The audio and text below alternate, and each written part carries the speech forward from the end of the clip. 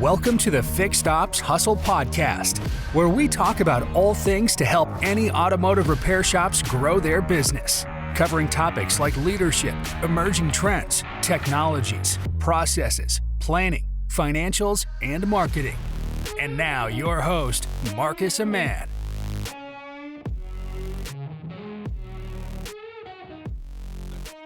Hello, this is Marcus Aman. I am the host of the Fixed Ops Hustle podcast presented by Shyft Auto. And today we have an awesome individual that I've been speaking with, and his name is Joe Clementi, who is the National Director of Service Operations for MobilityWorks. Joe's got an extensive background as a general manager across multiple different brands. I saw that he was the President's Award winner multiple times with Honda, which is a very hard feat to accomplish. And he's just got a great background in the automotive industry. So I'm very excited to have Joe on our podcast today, and would love talking to him today, as everybody will love the content that he's going to provide. Thank you for having me, Marcus. Excited to be a part of this broadcast, and I know that we'll provide some great content for your listeners. Yeah, excellent. So I always start off every single podcast with one question. And the first question that I'm going to ask you is, Joe, what's a quote that you live by, or your favorite quote of all time?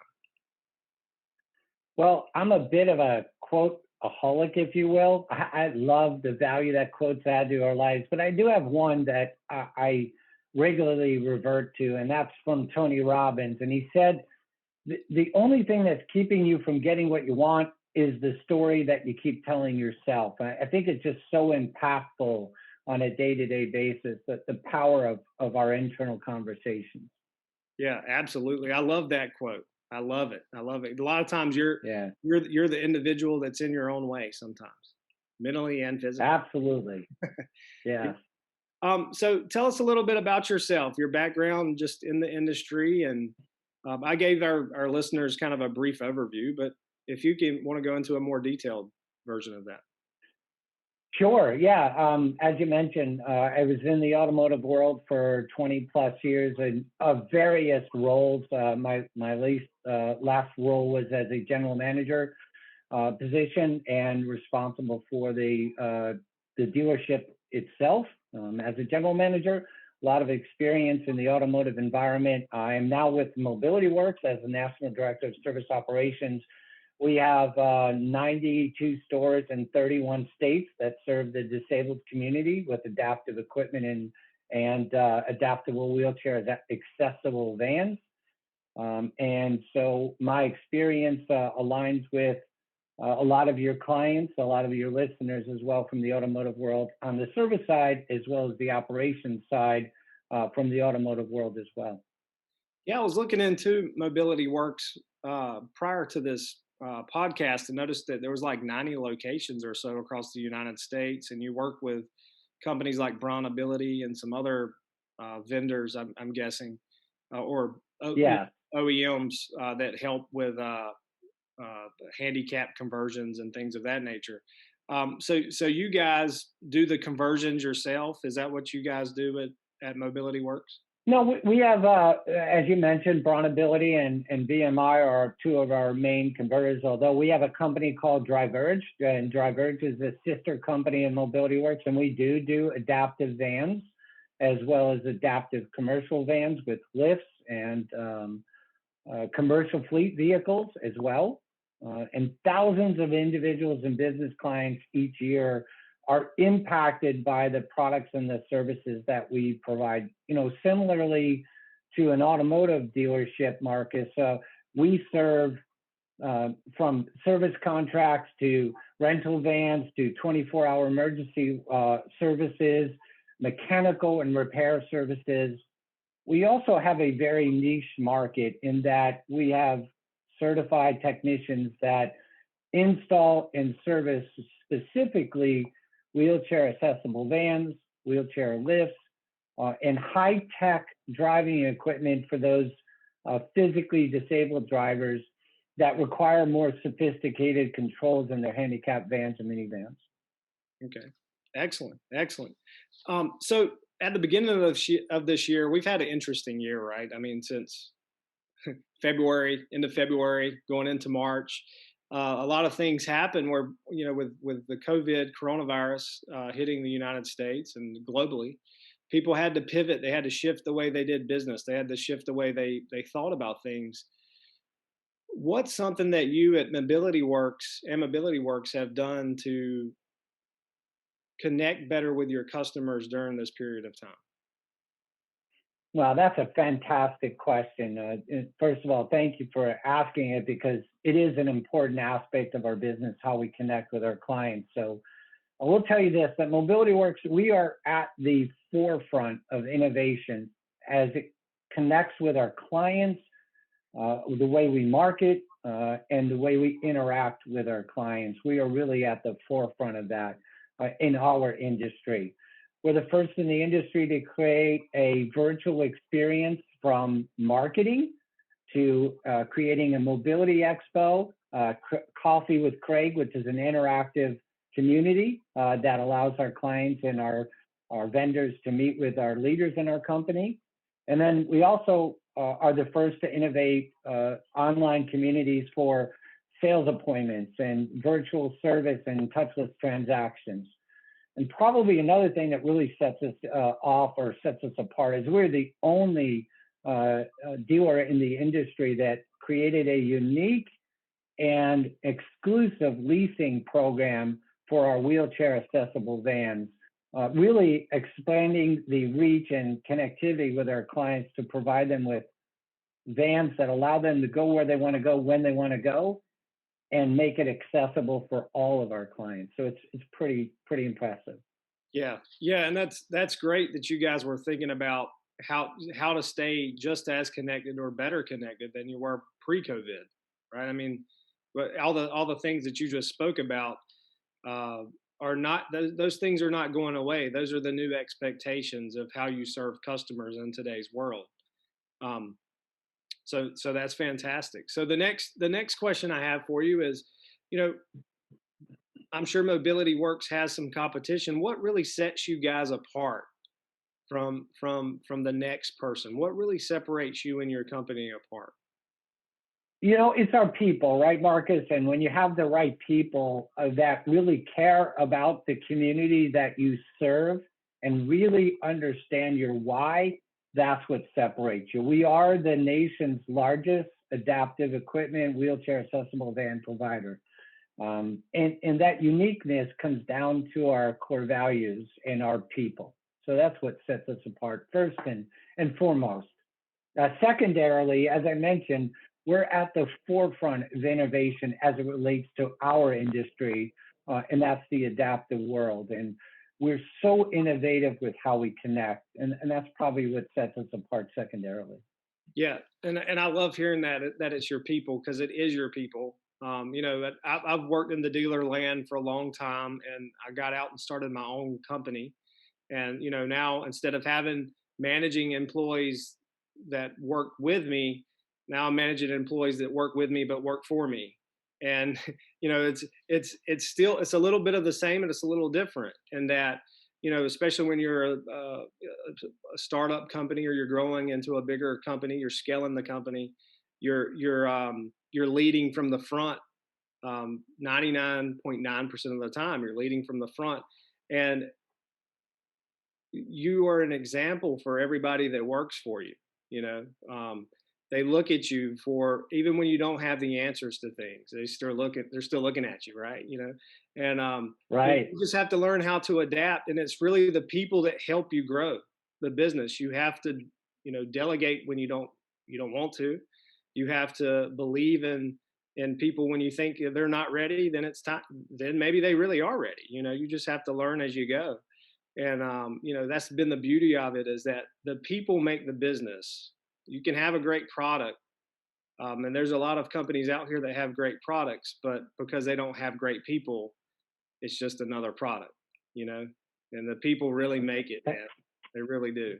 They are the connection to your client, right? In the end, it is the people. And the more you find that you give your team the flexibility and the freedom to be creative, to be innovative, the more they are, because they're touching the client in the end, right? And that's what's allowed us to continue to grow as an organization. But as you said, it comes down to allowing those individuals that make up the team really flourish and really get to share their ideas and concepts, which helps the company grow. And you're going to be in that same situation. As that talent pool evolves, it's going to allow your business to evolve. It's just fascinating. It is really about the people. Oh yeah, absolutely. And the beauty about what we're currently doing is that we're doing a lot of cold outreach to dealers, a lot of outbound. Because there's not there in the automotive industry for software companies, there's not a ton of inbound leads that you're going to be getting, because a lot of these dealers are using products already. So you have to go out and talk to them and tell them why you're different and why they need your product, and we have guys that were just formerly in development, but now they're on our cold calling team, because everybody does whatever it takes to take us to the next level. And it was the development guy suited to do cold calling. He probably, when we hired him, we didn't tell him he was going to do cold calling, but now you're part of the team and it's whatever it takes. And without the gentleman that's helping us with that, we couldn't be where we're at today. So it's just being able to trust those individuals, even when it's not their job title, really makes the business go forward. Well, we are doing more with less people, right? As this pandemic has grown or taken hold, everybody's learned to do more with less. And for our teams, it's very similar. We've taken service managers in traditional service managers roles and really developed leaders. And those leaders are actively outbound calling, right? They're connecting with our clients rather than relying on a business development center, rather than relying on just marketing materials. So to your point, our teams have learned to do that as well. They've learned how to now reconnect a totally different way, and setting and calling appointments, a customer's form appointments, is vastly different than meeting them in person and having that conversation. It's a different set of skills for sure. Yeah, absolutely. Where will Joe be in 5 years from now? Wow, that's a fantastic question. I think for me, I will be in a role that really supports continued growth. I believe firmly in developing individuals. I believe in the coaching philosophy. And for me, I see myself as one of the executives for our company and continuing to grow with MobilityWorks as we continue to grow. So I look forward to what the next 5 years brings. Yeah, absolutely. Now, because of COVID, a lot of these big conferences are now going virtual, like NADA, for example. And I know Ted Ings, right? And I've been been on the Fixed Ops Roundtable myself, a time or so, and I'm sure you have as well. And yeah, the landscape has completely changed, especially for like NADA. Now they're going virtual, and it's kind of like the necessary, it's necessary. You have to do it, right? You don't know if what the turnout's going to be. Are you going to get any lead gen from it? Are you going to be able to really talk to people like me and you are connecting right now? You hope so, but it's kind of one of those things that you have to do. But if you really look at people that really shape the game, if you look at Ted and Mike and Gene, they were like right at the forefront of changing that to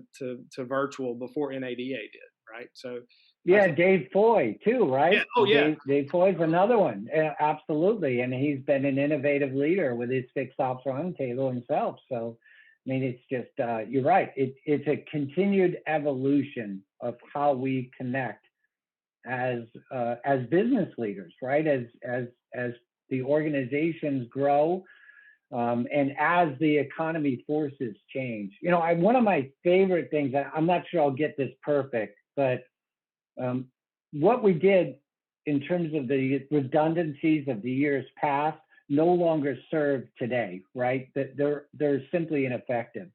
So Simon Sinek said something, I'm hoping I'm going to get this right, but you'll get the gist. we need to completely reimagine the business as it exists now. Reject the finite methods of the 80s, 90s, and early 2000s, and embrace the infinite mindset for the next millennium. Think about that.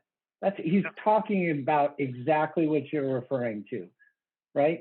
Yep, absolutely. And I think about some of the people that, and I'm gonna ask you this question in a second, but one of the people that inspire me is Elon Musk, because he thinks differently than a lot of people. Instead of saying, um, he just says, I'm going to build a shuttle that's going to go to Mars. That sometimes maybe we're just not thinking big enough, right? You got to think big, and thinking about him and all the companies that he manages. I mean, he's got like 6 or 7 companies that he's in charge of, and then he's building shuttles that go to Mars, and he's got Tesla, which is a disruptor. They're all disruptors. Every company that he's built, and managed. But it's just that I'm inspired by that, because it's maybe sometimes we're not thinking big enough, and maybe I'm not thinking big enough sometimes. So I look at him and I think about that and say, hey, maybe I should always think bigger. I should always go bigger than what I'm currently doing. So that brings me to my next thing.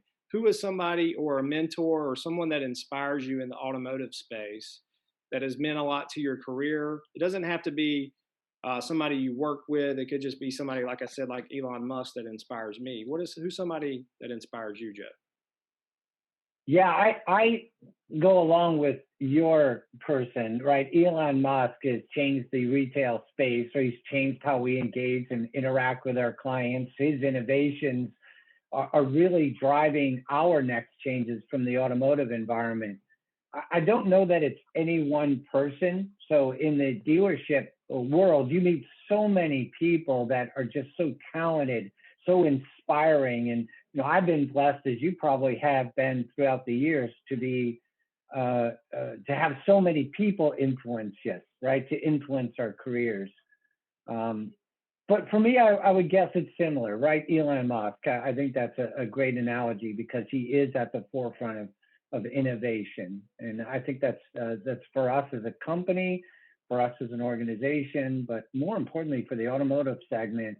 Man, that change is happening faster. If we talk about trends, that's probably an area that we will talk about. But that trend of where we're going is so exciting. Yeah. What is an area that maybe, what is an area of opportunity that you see in the automotive space for MobilityWorks, or just in general?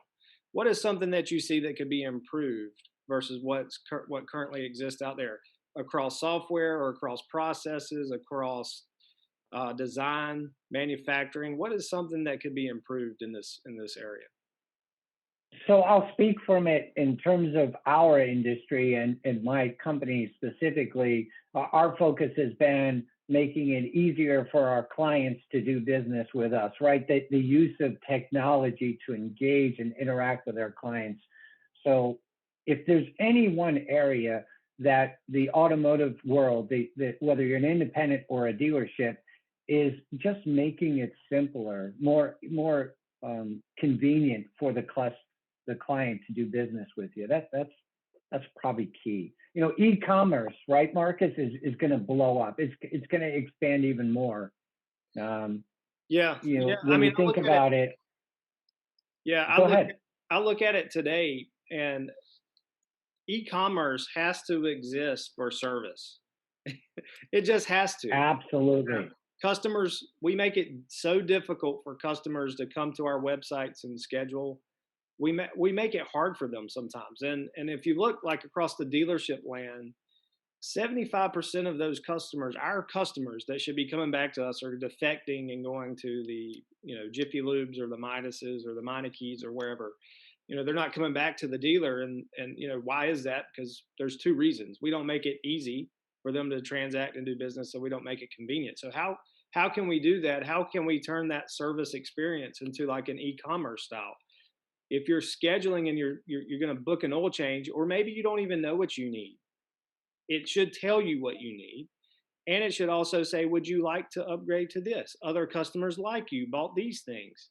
when they book this. That should happen when customers schedule service appointments, or at least that's how I feel. Of course, I'm super passionate about it because I'm building that product, but you know, Yeah, I mean, listen, people are accustomed to the Amazon-like service experience, right? And you talked about, do clients want to come to a dealership and wait in this luxurious waiting room for 45 minutes to 4 hours, right? They don't want to do that. And they're used to the experience coming to them rather than going to the experience. So when we build these mausoleums that are this big, luxurious customer waiting area, I don't know of anybody in the fixed ops world that would want to sit and wait for their vehicle to be serviced. So why do we expect that of our clients, right? So let's expedite the process for them.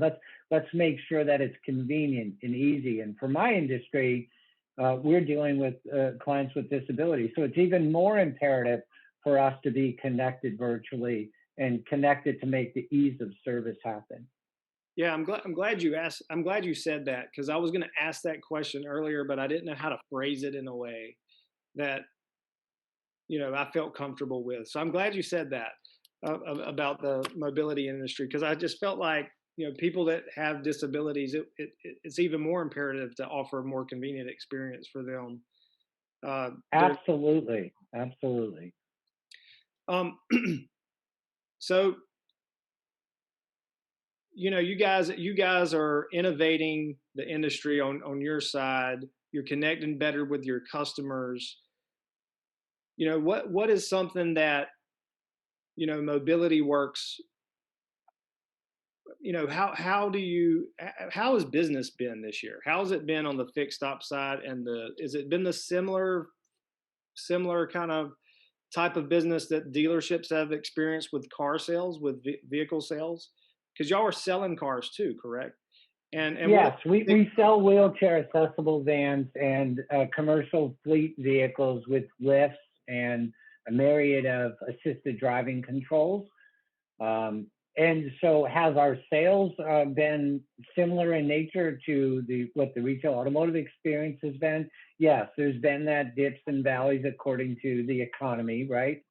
From a fixed op side, we've seen some growth. It's not as big as we had hoped it would be, but our emphasis on driving service, on creating an experience for our customers has paid dividends for us. So we've seen some major stabilization, if you will, from a financial perspective because of our fixed operations, because of the work we're doing in the field. And I would be remiss if I didn't say it's because of the people doing the job every day, our technicians who are so valued, and our service managers and service advisors and parts teams. It's because of them that we've been able to stabilize the industry for us. Excellent. So I think I've got a really good question here hiring a technician for MobilityWorks is probably slightly different than hiring technicians for a dealership. Whereas on the dealership side, you may, hire in a lube tech, maybe that graduated from a college program, a 2-year college program, and then try to grow him into a master tech at some point. How does MobilityWorks go? How do you find technicians to do these specific jobs that you guys do? Because raising the floor of a van is a little different than, doing brakes on the front of a car. I know you guys do all of that, but a standard technician at a dealership is not going to have that skill set. So how do you train these guys? Where do you find them? Yeah, that's a great question. We start out, first of all, we're blessed because of our industry. We have a lot of technicians who are more specialized in the adaptive world, and they've been with us for a very, very long time. Those technicians that do more specialized installations are so valuable, and they do a lot of that training for our newer hires. Similar to the automotive environment, we hire our technicians, our newer and even more experienced technicians, very much the same way as the traditional automotive experiences. However, we have specialized training that allows them to understand how to, for example, install a set of hand controls. That is a specialized function. The technician that has the general understanding of how mechanics works will get it, but it is very specialized. That's only one area of what we do. Lift installs is another area, key area. Most of it, as I mentioned, that high tech installation for those clients that need more specified hand controls or driving technologies.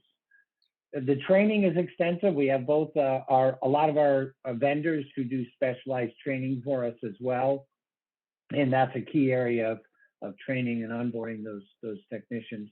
What makes it unique is that based on the research that I've been able to get, the technicians coming into our business is really, they want to take their skill and they want to do well with it, right? They want it to be for good. They don't want to just repair things, right? They want to be creative and be able to have the end product serve a client. And when you're in the community that we serve, our technicians really have a vested interest in the outcome, because we're serving a client who isn't like you or I, right? And those clients get specialized service. That technician gets to see the end result. They get to see how really we're affecting the quality of our clients' lives. That's the power, that creativity, that innovation they get to use, and the fact that they're really helping affect the quality of someone's life. Great, that's excellent. So let's jump over to another topic, which is P&Ls. You've got an extensive background as being a general manager and looking at P&Ls. If you had a new GM you were training, or you had a new manager that you were training, what is one of the top, where should they focus in on the P&L? Obviously expense, but talk to us about the things that you would zoom in on a P&L to make sure that store is running as healthy as possible. Well, if we talk about P&Ls, right, they are the end result of what has already transpired, right? So from a general manager, or from even a service director or a fixed operations director, we should understand what those performance measurements or this performance management aspects are. So the KPI is the value that delivers on the end result, right? So that's what creates the end result. And there's 4 types of indicators, and I'll explain it this way. There are inputs, outputs, outcome, and impact. And performance management, performance indicators measure the effectiveness of the operations management and how that delivers on the organizational objectives. So when we talk about those impacts, we need to understand that there are different areas, right? There are leading indicators, lagging indicators. Leading indicators measure input, and lagging indicators measure output. So when we're reviewing a P&L and we're looking at the bottom line or looking at expenses, we need to understand what's going into those. So as a general manager, a fixed operations director, we understand what a KPI is relative to efficiency, relative to the hours per repair order, dollar repair order, parts to labor ratio, those types of metrics. But what's driving the results? What are the leading indicators, and how do you affect those? So I always teach that you should start with the doc, the daily operating control, and really meet on a regular basis. If you're trending the right way based on the activities you're coaching on and developing, then the end result should be the same, right? You should have expense meetings and talk about, we always structure them 4 different ways. Do we need it? Do we want it? Is it absolutely necessary? Or can I eliminate it? Those are the 4 control areas. Great answer. And I very much agree with that. When I was managing service departments, and I would give this advice to anyone, is that you need to know how many tickets, if you're in service and you're a service director or parts director or a fixed ops director, you need to know how many tickets it's going to take to get to your gross goal. You need to know how many dollars you need per ticket. You need to know how many tickets per advisor and what they need to average. You need to know all of those things every single day, and you need to review it every day with your team. You need to, there's basic things that you do that generate that drive revenue, like reviewing the ROs from the previous day. The hard copy ROs to see if there were signatures, to see if there were coupons stapled to the repair orders. To see what was upsold and what wasn't upsold. There's a lot of digital things that we can look at in reporting, but a lot of it is in just doing the work, which is just the manual, pull the repair orders, look at them and see if the things were stapled like they should have, or the signatures were attached. You need to be reviewing signatures anyways for warranty purposes. So you don't want to get audited on that, So when you talk about fixed operations directors or parts managers, general managers alike, really the focus or the discussions with your team, right? Everybody should be a part of that discussion, but there's two specific areas, right? That's one is the people performing the job, and the second part is the processes involved in job completion. So if you're talking about those end results, we have leading indicators, how quickly we meet a client in the service drive, how efficiently we create a write-up, right? How efficiently we do a multi-point inspection, how quickly we can get that information back in the hands of the client. Those are all lagging and leading indicators. So the key is focusing on the people performing and then the processes involved in the completion of. Those are the foundation for building on the essential KPIs. Yeah, absolutely. Well, it looks like we've reached our 20-minute mark, Joe. Man, this has went fast. So Marcus, thank you for having me. I'm thrilled to be a part of it, thrilled to tell everybody more about MobilityWorks and more about our teams and what we do, but also thrilled to just share the innovation that is affecting our livelihood and the thing that we love, the automotive segment. Yeah, and I love hearing from you. You've got a deep knowledge in this space, and then obviously you understand what's happening in the future and what's currently happened today. So I appreciate you joining the podcast. And again, if I can help you with anything, Joe, I'll be more than happy to lend a hand. And then of course, if I need anything, I'll reach out to you. I'll follow up with you with an email after this. Thank you very much. It's been awesome. I enjoyed it very much. And if your listeners need to learn more or to find me and help them with anything, they can find me on LinkedIn. Thanks, Joe. Thank you.